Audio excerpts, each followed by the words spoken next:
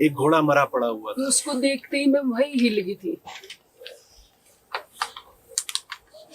उसको देखने के बाद भी अगर कोई घोड़े खच्चर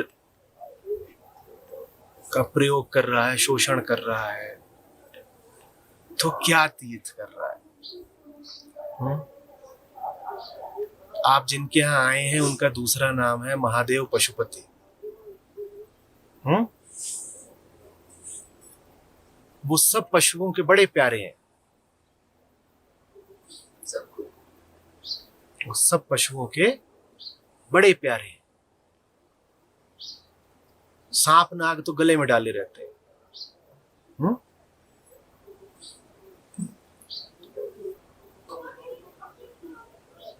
एक भी घोड़ा खच्चर ऐसा नहीं था जिसके शरीर पर जख्म ना हो। जगह जगह पे पूरी स्किन हो गई।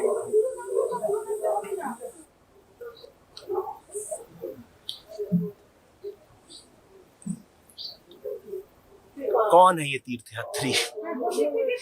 कैसा इसका तीर्थ है बताइए।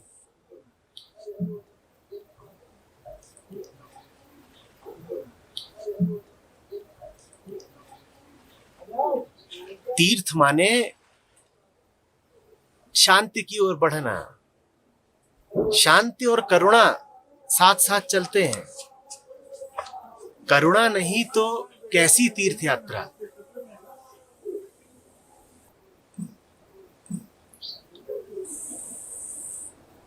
जवान जवान लोग दूसरे इंसानों की पीठ पर चढ़ के आ रहे हैं। मैं वृद्धों की बात समझ सकता हूं एक बार को। कोई बिल्कुल वृद्ध है, असहाय है, या कोई अपंग है, या कोई छोटा बच्चा है, समझा जा सकता है कि वो किसी और के ऊपर चढ़कर आए, ठीक। 15 साल वाले, 20 साल वाले, 25 साल वाले, 35 साल वाले, ये लोग अगर दूसरे की पीठ पर चढ़कर आ रहे हैं तो ये कौन सी तीर्थ यात्रा है? मोटे मोटे लोग और ऊपर से बैग और साथ में। ये तीर्थ यात्री ही कौन सा है?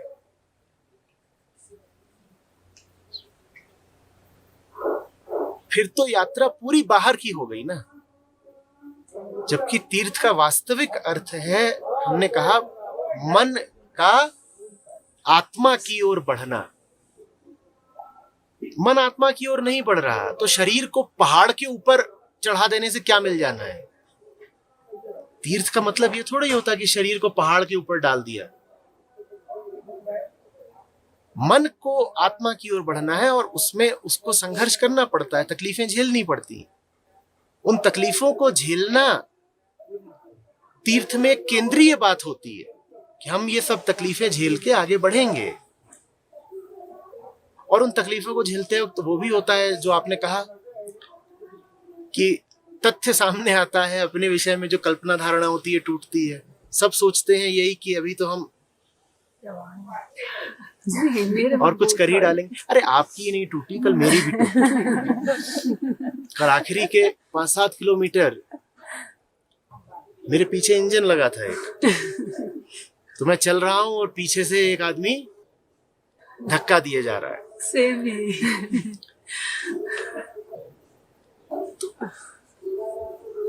ये बातें दिख जाएं तो अच्छा है ना। और जब थोड़ी विषम या आपद स्थिति आती है तो आपको अपनी वृत्तियों का पता चलता है।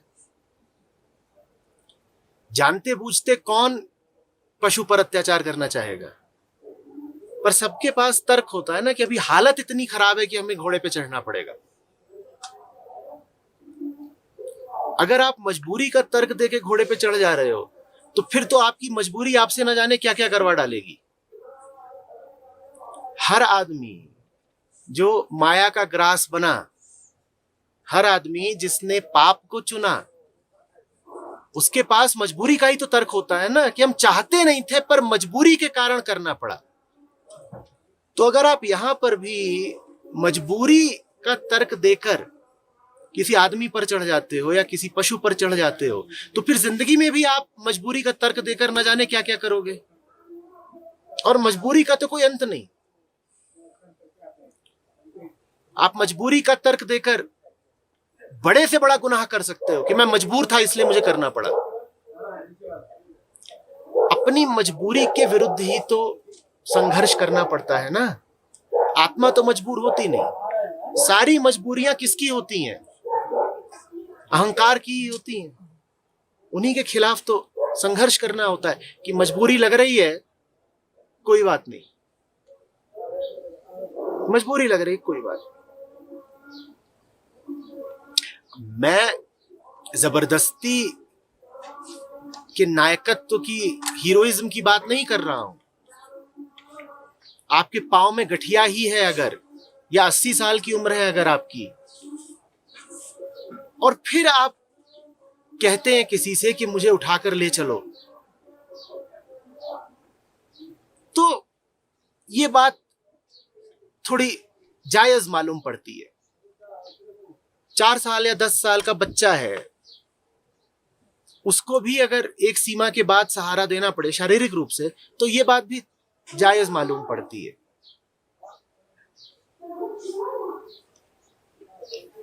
अपनी मजबूरियों को हमें लेकिन बड़ी साफ और कठोर नजर से परखना पड़ेगा कि हमारी मजबूरियां वास्तव में मजबूरियां हैं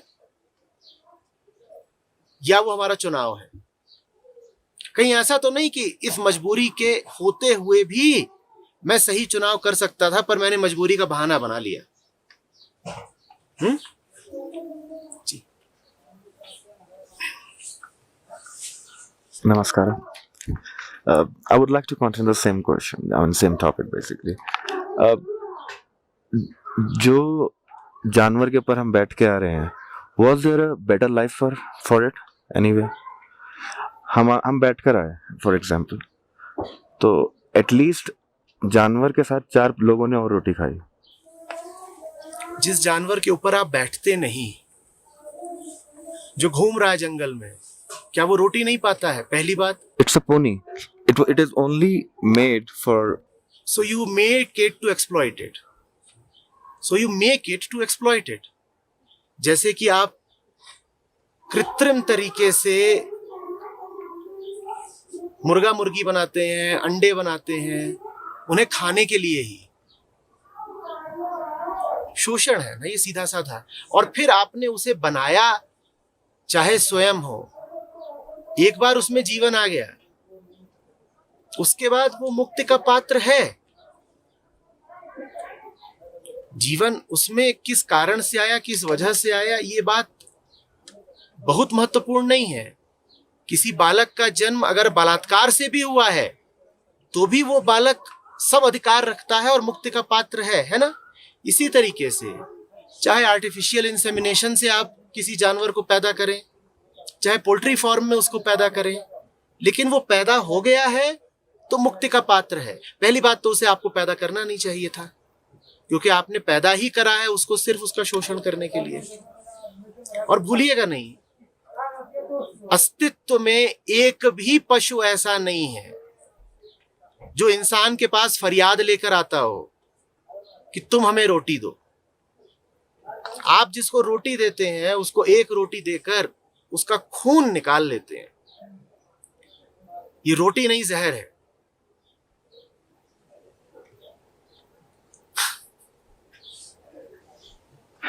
true, but I agree on that part also. What I fail to understand is, was there a better future for that animal anyway? Because वो तो हमें नहीं उठा रहा होता तो उसका कुछ सामान उठा के इधर से उधर लेके वो जाओ। आपको नहीं उठा रहा होता तो वो होता ही नहीं ना। आपको उठाने के लिए ही तो वो पैदा किया गया है, अन्यथा वो होता ही नहीं। और जब वो पैदा हो गया है तो अब आप उसके साथ शोषण नहीं कर सकते।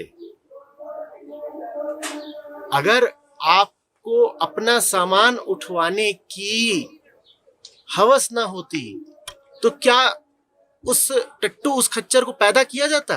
वो तो जबरदस्ती पैदा किया गया है। आपको गाय का दूध पीना है इसीलिए बछड़ा जबरदस्ती पैदा किया जाता है। मुर्गी खानी है इसीलिए मुर्गी और अंडे जबरदस्ती पैदा किए जाते हैं। वो तो पैदा होना चाह ही नहीं रहे थे। उनका तो प्राकृतिक जन्म मरण का चक्र है। जंगल में जाइए, वहां आपको कोई पशु पक्षी कीट पतंगा, छोटे से छोटा बड़े से बड़ा कोई प्राणी मिलता है क्या जो कह रहा हो कि इंसान हमें रोटी दे? सब अपने अपने तरीके से जीना जानते हैं ना। पर हम इस तरह का तर्क खूब देते हैं। ये तर्क मैंने बहुत सुना है कि अगर गाय का दूध नहीं निकाला तो गाय को बड़ा कष्ट हो जाएगा। तो फिर जंगल में जो गाय भैंस होती हैं वो तो कष्ट से मरी जाती होंगी क्योंकि इंसान उनका दूध नहीं निकाल रहा। और तर्क आते हैं, कहते हैं मुर्गे अगर हमने खाए नहीं तो देखा है कितने मुर्गे हैं दुनिया में, पूरी दुनिया पर यही छा जाएंगे, तो इनको खाना जरूरी है ताकि दुनिया पे ये छा ना जाए। पागल, वो तो पैदा होना ही नहीं चाह रहे थे। पहले तो तुम उन्हें जबरदस्ती पैदा करते हो और बड़ी अमानवीय स्थितियों में पैदा करते हो, और उसके बाद तुम तर्क देते हो कि अब ये पैदा हो गए तो इन्हें खाना जरूरी है, नहीं तो ये दुनिया पर छा जाएंगे। कौन सा पशु है जो दुनिया पर छा जाता है? एक ही पशु है जो दुनिया पर छाया हुआ है, उसको ही खा लो, उसका नाम है इंसान। और उस एक पशु को अगर तुम खा लो तो दुनिया की एक एक प्रजाति, एक एक स्पीशी उत्सव मनाएगी। अरबों प्रजातियां हैं पशु पक्षियों प्राणियों की इस धरती पर, और वो सब की सब त्रस्त हैं बस एक प्रजाति से, जिसका नाम है मनुष्य। दुनिया की हर समस्या का एक ही समाधान है, मनुष्य को कम कर दो, दुनिया ठीक हो जाएगी।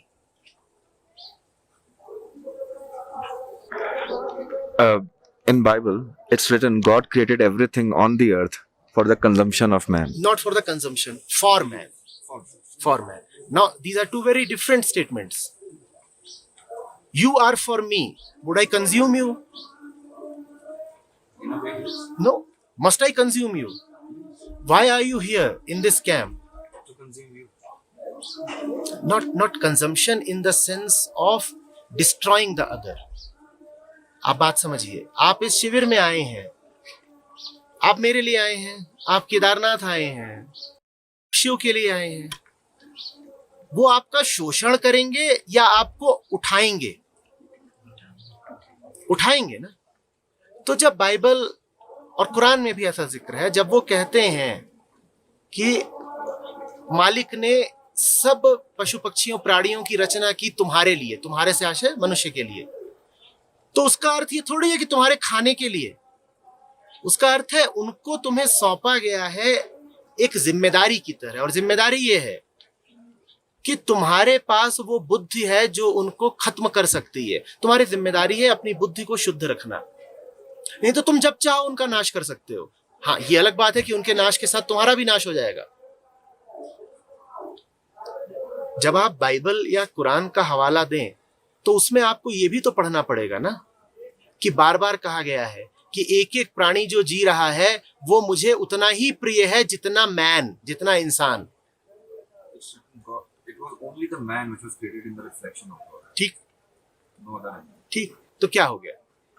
And अगर हम ये भी मान लें कि मनुष्य की चेतना बाकी जानवरों की चेतना से श्रेष्ठ है, तो इससे मनुष्य के ऊपर हिंसा का अधिकार आ जाता है या करुणा का दायित्व आ जाता है?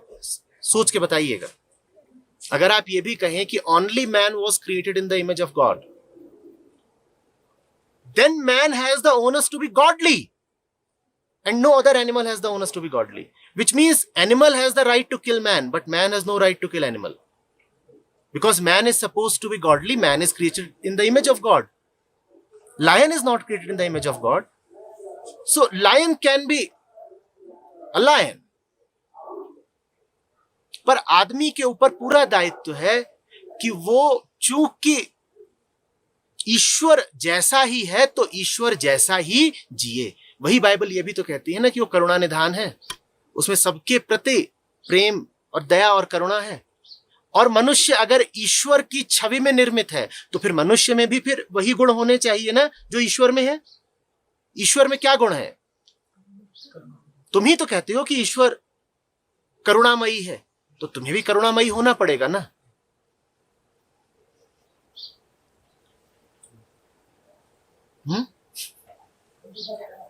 आचार्य जी, जो हमने टट्टू के साथ किया उसको पैदा करके उसका शोषण करने के लिए, क्या वही बात एप्लीकेबल है बच्चों पर जो बच्चे पैदा? मन तो एक ही है ना। अगर तुम कंजम्पशन के लिए एक टट्टू को पैदा कर सकते हो तो तुम कंजम्पशन के लिए अपने घर में बच्चे भी पैदा कर सकते हो, और करते हो। गौर से देखो तो इंसान का टट्टू के प्रति जो रवैया है, मिलता जुलता रवैया उसका सबके प्रति होता है। टट्टू को भी इंसान मार थोड़ी डाल रहा है। जो उसका मालिक है वो उसको दवा भी दिलवाता होगा, खाना भी देता होगा। उस टट्टू के ऊपर अगर कोई आक्रमण कर दे तो टट्टू को बचाता भी होगा। उस टट्टू को कोई चुरा के ले आने लगे तो ये भी कहता होगा ये मेरा टट्टू है। यही काम अपने सभी रिश्तों में करते हैं। खाना देते हैं, पानी देते हैं, दवा देते हैं, छत देते हैं। उसको कोई ले जाने लगे तो सुरक्षा करते हैं, बचाते हैं। लेकिन ये सब हम किस लिए करते हैं? ताकि उसका शोषण कर सके। जब कर्म करने वाला केंद्र एक ही है तो फिर जितने कर्म किए जा रहे हैं उन सब में तुम भावना एक सी ही पाओगे। बात समझ रहे हो ना? जब तक टट्टू के मालिक के अनुसार चल रहा है वो कहेगा आह शाबाश, बढ़िया बढ़िया बढ़िया, चल चल चल। ये काम अपने रिश्तों में नहीं करते क्या? जब तक हमारे रिश्तेदार हमारे ही हिसाब से चल रहे हैं हम कहते हैं बढ़िया बढ़िया। और जैसे ही टट्टू थोड़ा दाएं बाएं हुआ, पड़ी उसको डंडी, पटाक। यही काम हम अपने रिश्तेदारों और बच्चों के साथ नहीं करते क्या?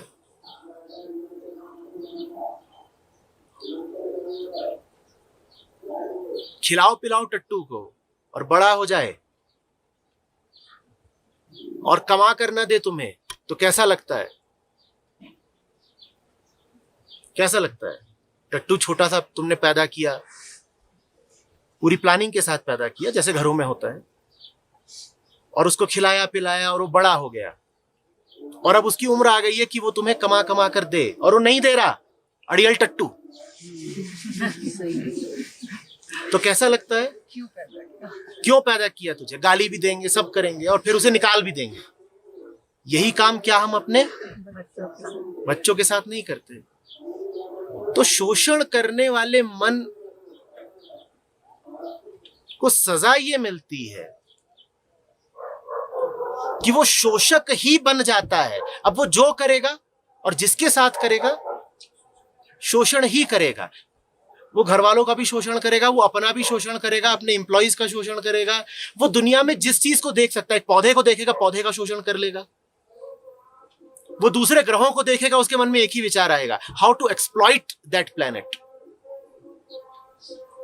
एक्सप्लॉइट। जो लोग व्यापार से परिचित हैं वो जानते हैं एक्सप्लॉइट शब्द कितना। We are entering a new market space, how to exploit it.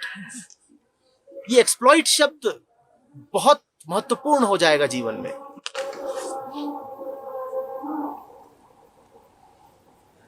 What about pets? Should we have them? Depends on who wants to have him and for what reason.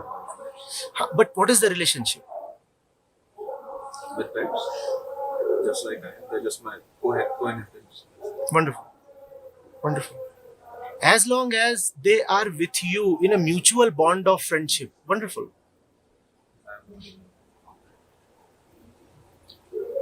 If you come to Bodhsthal, you will find many animals there. Can we bring our pets? You can, sure. In fact, that happens. Sometimes people come and leave their pets and we take care of them. पर एक चीज वहां पक्की है, except for reasons of physical security, we do not leash them. I do not. My dogs don't.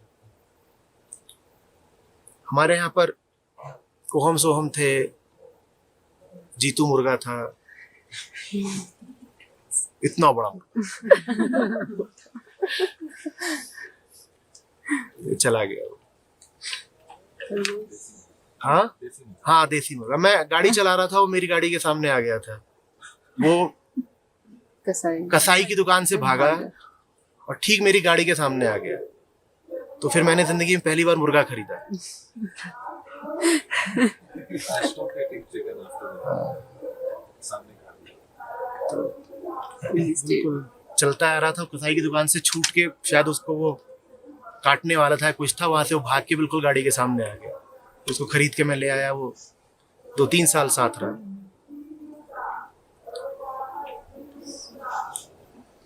तो ये कोहम सोहम, कोहम अब नहीं है, सोहम है, इनको आज तक पट्टा थोड़ी ही बांधा।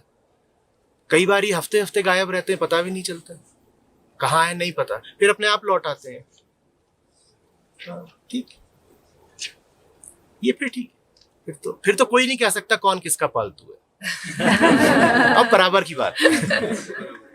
Most of the time they are the one handling. ये ठीक है, पर और भी तरीके होते हैं पेट्स के। चिड़िया पिंजड़े में डाल के लटका दी है, एक्वेरियम, ये बड़ी बड़ी क्रूरता की चीज है। And I चिड़िया की तो दुर्गति देख करके मतलब पत्थर दिल आदमी भी पसीज जाए। उसके पास पंख है और इतना बड़ा पिंजड़ा कुल।